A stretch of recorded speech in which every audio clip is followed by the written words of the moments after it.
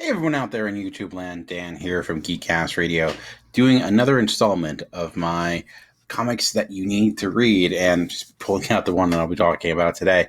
And the one I'll be talking about today is My Favorite Thing is Monsters, another fantastic book that I really feel like I wanted to mention. This is a book that is getting a lot of notoriety. It was nominated for a number of key Eisners and probably will win majority of Eisners if you're a betting man and you're betting on the Eisners, which I don't know if you can do. I'm assuming you can. You can bet on the coin flip of the Super Bowl. I'm sure you can bet on the Eisners as well. This is the one that you want to put your money on because it's probably going to be winning a lot of them, and rightfully so. But I did want to talk about it because a lot of people don't pay attention to the Eisners, and for those that don't know, those are basically like the Academy Awards of the comic book world, and I know for a lot of people, like they don't really care about them, but I'm telling you, this is a book that you want to pick up for a lot of different reasons. And it's actually a fascinating story, the book about the story behind this, let alone the book itself. And it's written by and drawn by Emil Ferris, who's oddly a new name in the world of comics. And this is the first thing she's really ever done, though you never know it, picking it up. And I actually would highly advise, if you do read this, to read the physical form, because it's like if you like randomly found someone's notebook, picked it up, and just started opening it, and it's a phenomenally looking book. And I'll just flip through a few pages here. It's just like you can see it's if you didn't know anybody would think these are the ramblings of a crazy person, because there's no panel design. This isn't a 9-page grid. It's as if it's written on a notebook, but it's got beautiful art, and as the name indicates, it's very much a love letter to classic monster movies. The main character in the story is a lover of classic Marvel movies, monster movies, maybe Marvel movies, but this takes place in the 1960s in Chicago. The main character is this young girl who is living in Chicago, and she's kind of just seeing the world. We're seeing the world through her eyes, and if you know anything at that time, it's a tumultuous, man, I cannot say the word. It's a very challenging time. A lot of things are boiling up, and a lot of things are going on. And to complicate matters, her neighbor is actually murdered as well, who's a Holocaust survivor. So she's trying to uncover this mystery on top of all that.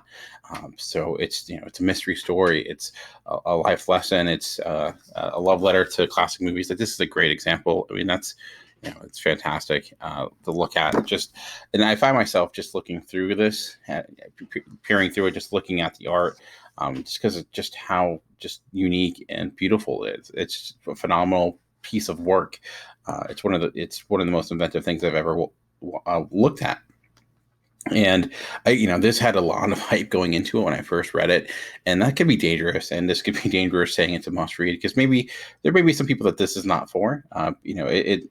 If you like the structure of a normal comic, maybe the story doesn't grab you.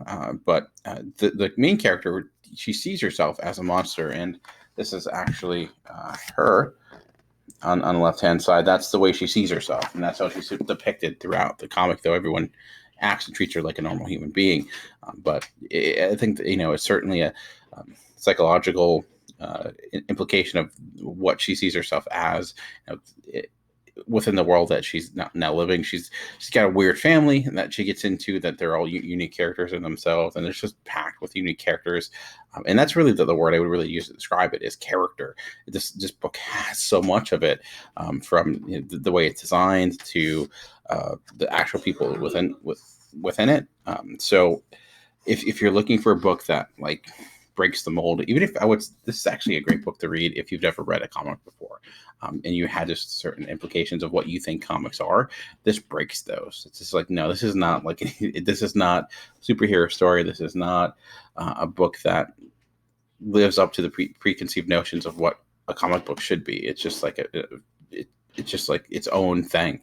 I could see this is, I think, will go down as one of the biggest achievements within comics for a lot of different reasons. Some of those tentpole books that really changed the medium, something like Mouse in the 80s, that showed that comics could approach really sensitive topics like the Holocaust.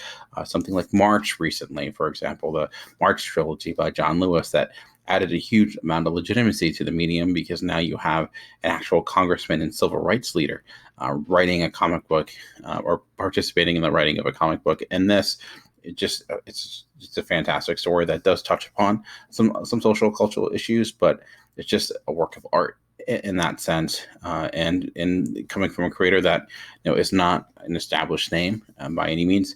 I hope we get a lot more from her moving forward, because I mean, it would be, it basically is like if someone like at the age of 35 became an NBA star and ended up like being better than LeBron James. It's like, that's unheard of. That's not something that happens, but I feel like that's something that has happened here. So if you do have Comixology Unlimited, that series that's like Netflix for comics for Comixology, this is available for free there. So if you want to check it out, you can read it there as well. I picked this up from my local library, and I think most libraries will have it. So if they don't, usually if you ask them, they may even order it for you, especially books that are Eisner nominated. A lot of libraries do pick those up, and especially after it does probably win a lot, it'll probably be even more of a hot commodity. So put your name on it. Like when this first came out, I put my name on the library list to read it. I was like one of 500 last year. It took some time to actually get the copy to read it, because it was on short supply for such a long time, but no longer the case. But I've been if you want to hear more from me, or you can also go to my top 100 comics of 2017, where I went through all my comics of last year. I also have a podcast that release twice a week. One episode I got through the week that was in comics, another episode I dive deep into a graphic novel with a special guest that I recommend a book to them. Usually that's a person that's not a comic book fan, but I recommend a book to them based upon their other interests, and we get into it. Recently, for example, I spoke to J.D. Duran about Royal City, Matt Stewart from Simplistic Reviews on Howard County, and a number of different guests. So that's been going on for about half a year now. It's been a lot of fun.